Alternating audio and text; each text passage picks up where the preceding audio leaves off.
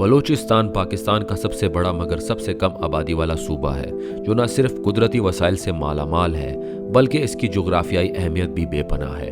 یہاں کے عوام کی شکایات اور تحریکات نے گزشتہ کئی دہائیوں سے ملکی سیاست میں ایک اہم کردار ادا کیا ہے۔ اس ویڈیو میں ہم بلوچستان کے مسئلے کو تاریخی، سماجی، سیاسی اور سیکیورٹی پہلوؤں سے سمجھنے کی کوشش کریں گے۔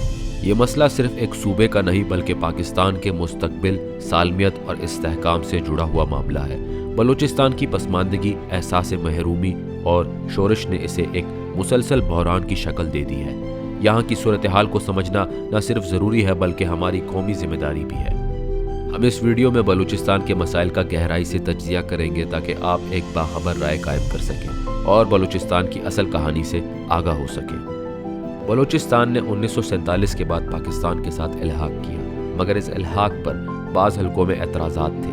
خان آف کلات کا موقف تھا کہ بلوچستان ایک آزاد ریاست ہے، لیکن بعد میں اس نے پاکستان سے الحاق کر لیا۔ یہی نقطہ بعد میں علیحدگی کی تحریکوں کی بنیاد بنا۔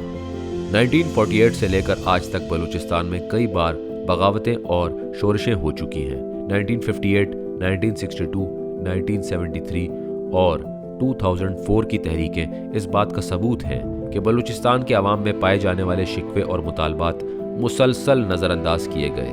ان تحریکات کا انداز اور شدت وقت کے ساتھ تبدیل ہوتی رہی، مگر ان کا بنیادی مقصد خود مختاری یا علیحدگی ہی رہا۔ بلوچستان کی تاریخ مزاحمت اور مطالبات کی ایک طویل داستان ہے جسے نظر انداز کرنا مسئلے کو مزید بگاڑنے کے مترادف ہے۔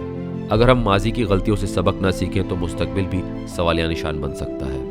بلوچستان قدرتی وسائل جیسے گیس، تیل، سونا اور تانبا کا خزانہ ہے، لیکن اس کے باوجود یہاں کے لوگ انتہائی غربت اور پسماندگی کا شکار ہیں۔ وسائل کی غیر منصفانہ تقسیم نے مقامی لوگوں میں گہری مایوسی پیدا کی ہے۔ تعلیم اور صحت کے شعبے میں بلوچستان باقی صوبوں سے کہیں پیچھے ہے۔ کئی علاقے اب بھی بنیادی سہولیات سے محروم ہیں۔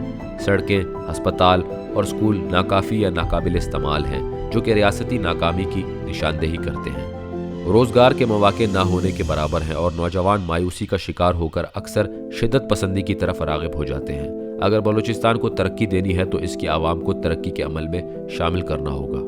بلوچ عوام کا ایک بڑا شکوہ یہ ہے کہ انہیں فیصلہ سازی کے عمل سے باہر رکھا جاتا ہے۔ ان کا کہنا ہے کہ وسائل تو ان کے علاقے سے نکلتے ہیں مگر فیصلے اسلام آباد میں ہوتے ہیں۔ یہ احساس محرومی وقت کے ساتھ بڑھتا گیا۔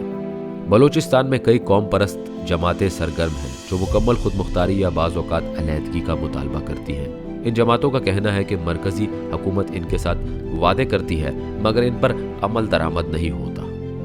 وفاقی اور صوبائی حکومتوں کے درمیان اعتماد کا فقدان بھی ایک بڑی رکاوٹ ہے۔ جب تک بلوچ عوام کو ان کے حق، خود ارادیت اور وسائل پر کنٹرول نہیں دیا جاتا، مسئلہ حل نہیں ہو سکتا۔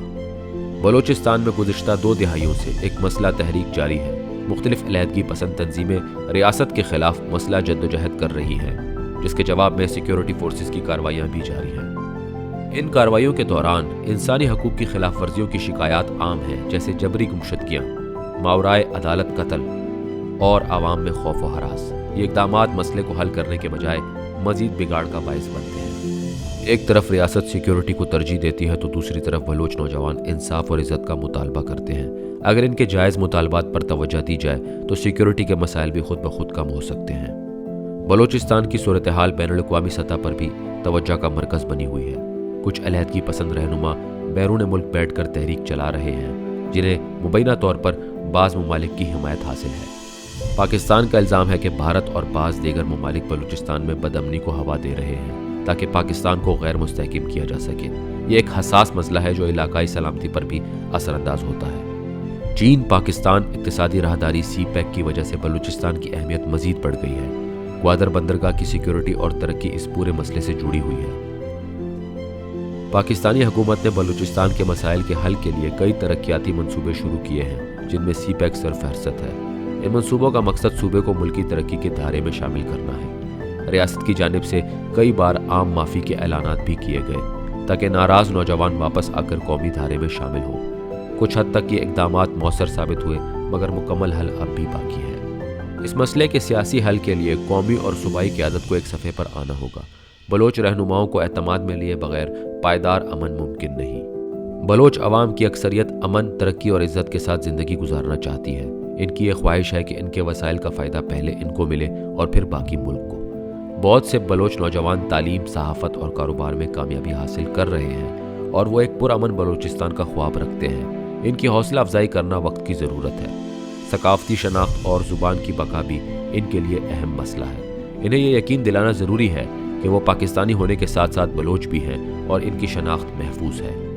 बलोचिस्तान के मसले का हल सिर्फ ताकत से मुमकिन नहीं, बल्कि बातचीत, एतमाद साजी और इंसाफ से ही मुमकिन है। तमाम फ़रीकीन को एक मेज़ पर बैठकर मसले का हल निकालना होगा। वसाइल की मुनसिफाना तकसीम, सियासी खुदमुख्तारी और इंसानी हकूक़ का तहफ़्फ़ुज़ बलोचिस्तान को एक खुशहाल सूबा बना सकता है। इसके बगैर तरक्की सिर्फ ख्वाब ही रहेगी।